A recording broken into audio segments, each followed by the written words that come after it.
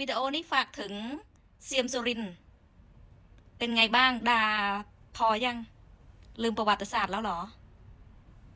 ลืมเชื้อสายแล้วเหรออืมโอ้โหประวัติศาสตร์เชื้อสายรู้ดีแต่ว่าแกล้งไม่รู้และแกล้งมาด่าอีกตอนนี้โดนล้างเผ่าพันธุ์เขาจับมาเป็นทหารเขาจับมาเป็นทหารแล้วถ้าตายอยู่ที่สนามรบก็เหมือนศพหมูหมาอยู่ในป่าถ้าไม่ได้อยู่ในป่าก็โดนทิ้งในอะไรอะลงรูแบบว่าวางเหมือนในวิดีโออะก็เห็นละแต่ผิดกันกับคนไทยเนาะทหารไทยเขามีเกียรติเขาไปทำบุญเขามีการเคารพดวงวิญญาณอะไรอย่างเงี้ยส่งเครื่องบินนู่นนี่นั่นส่งเกียรติแต่ลูกหลานพวกเธอเป็นยังไงบ้างภูมิใจแล้วใช่ไหมภูมิใจแล้วใช่ไหมเขาส่งมาตายเขาก็ส่งมาเป็นล็อตตายกันเยอะประเทศไทยประกาศบอกว่าทหารตายน้อยมากมีแต่กัมพูชาที่ตายแต่ว่าสุรินทร์ตายเขาไม่ได้ประกาศค่ะเขาคิดว่าก็ส่งพวกมึงไปรบกันเองก็ไม่ได้นับถือว่าทหารไทยตายงั้นก็สะใจสุรินทร์ศรีสะเกษอะไรที่พูดกระเมได้ก็สะใจไปเลยลูกหลานกำลังจะตายหมดแล้วอืมยังไม่รู้ตัวอีก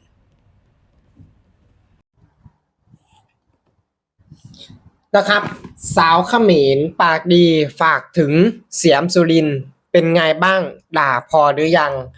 ดื่มเสื้อสายหรือยังสบายดี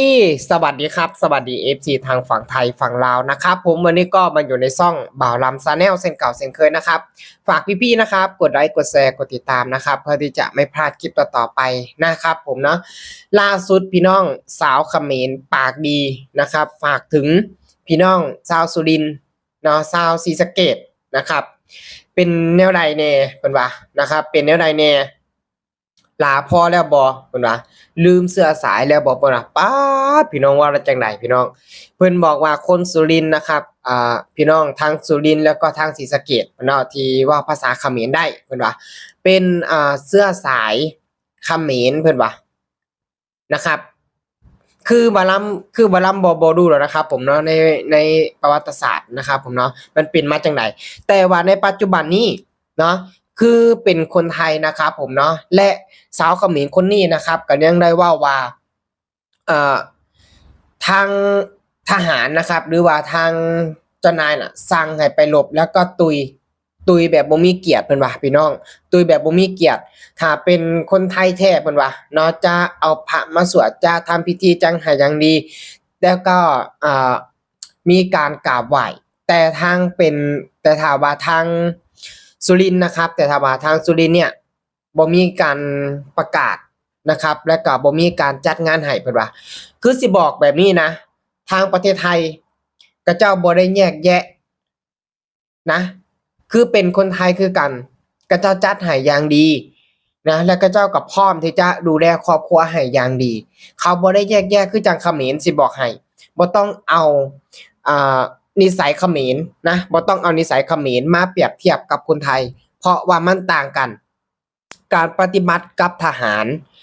หรือว่าการปฏิบัติกับครอบครัวของอ่าทหารนะครับที่พี่ซีไปนะครับที่พี่ซีไปเนี่ยก็เจ้าจะดูแลแบบอย่างดีเลย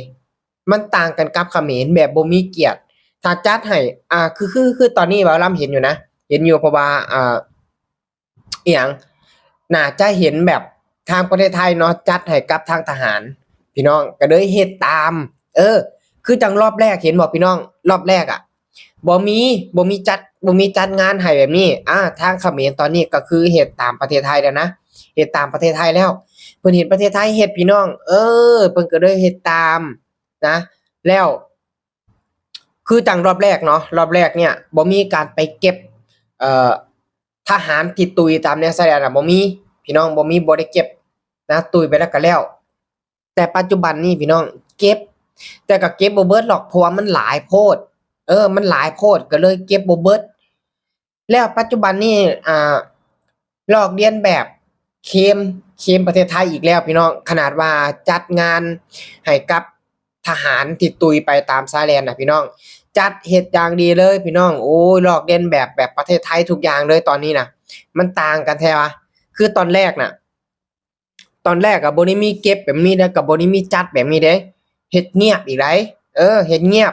เพิ่นบ่ได้ว่าสิมาจัดงานให้แบบนี้ได้อะบ่มีเพราะว่าบ่ลำก็บ่เห็นเนาะพี่น้องเห็นบ่เห็นบ่มีแบบนี้แต่ปัจจุบันนี้ล่ะโอ้ยจัดงานให้อย่างดีมีทหารไปแบกไปหยังให้คือจังประเทศไทยล่ะพี่น้องเพราะว่าเพิ่นเคลมเอาคือทุกอย่างที่ว่าประเทศไทยเฮ็ดประเทศไทยมีอะเพิ่นเฮ็ดเบิดเพิ่นเคลมเอาเบิดพี่น้องนี่ล่ะผลยอมเสียเปรียบและสาวเขมรคนนี้ก็ยังเว้าอีกนะครับผมนะเว้าว่าอิหยังนะเขาบ่ได้เขาบ่ได้เห็นเขาบ่ได้เบิ่งว่าเป็นคนไทยเขาใช้ให้มาตุยเพิ่นว่าคิดได้จังใดนะในสมัยแต่ก่อนน่ะบ่ลำก็บ่ฮู้หรอกนะว่าทางอิหยังจังหวัดสุรินทร์แม่นบ่พี่น้องจังหวัดสุรินทร์เนาะที่ว่าเพิ่นว่ามาตะกี้เนี่ยจังหวัดสุรินทร์น่ะเป็นเขมรบ่หรือว่าจังใดนะครับหรือว่าแค่ติดกับชายแดนแล้ว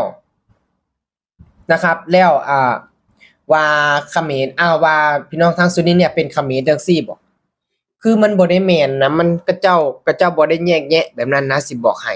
นะทางประเทศไทยน่ะเขาเจ้าบ่ได้ไปแยกแยะแบบนั้นมันบ่คือกันกับเขมรบ่คือกันกับเขมรสิบอกให้ฉะนั้นแล้วบ่ต้องเอาอ่าทางประเทศเขมรน่ะมาเปรียบเทียบกับคนอื่นเพราะว่ามันต่างกันบ่ว่าสิเป็นการดูแลทหารบ่ว่าสิเป็นการใส่ใจทางครอบครัว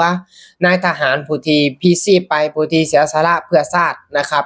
เขาก็ดูแลอย่างดีเด้พี่น้องถ้าผู้ใดที่ว่ามีลูกนะเขาก็ดูแลลูกจนอายุถึง18แม่นบ่นะถ้าบ่จำบ่ผิดนะครับ18หรือว่า15อย่างประมาณนี้ล่ะเขามีเงินเดือนให้เบิ่งเอาเขาดูแลอย่างดีนะครับแล้วก็ถ้าว่าผู้ใดที่แบบคือจังนายทหารเนาะคือจังนายทหารผู้ที่เหยียบกับบุ้มที่ว่านะครับที่ว่าเขมรน่ะมาลอก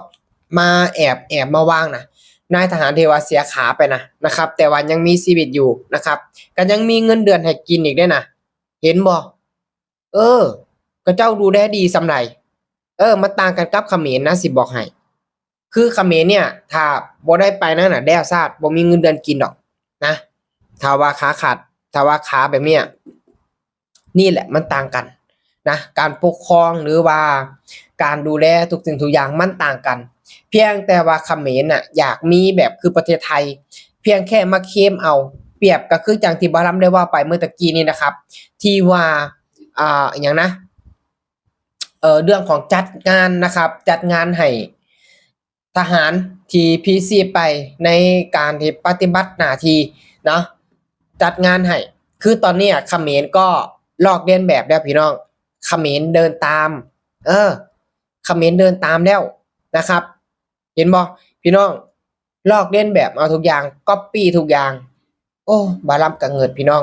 ฟังแล้วคิดเห็นกันแบบไรนะครับก็สามารถคอมเมนต์กันเข้ามาได้นะครับผมเนาะสำหรับคลิปนี้นะครับบาลัมก็จะขอฝากกับเพียงแค่นี้เด้อขอขอบคุณครับ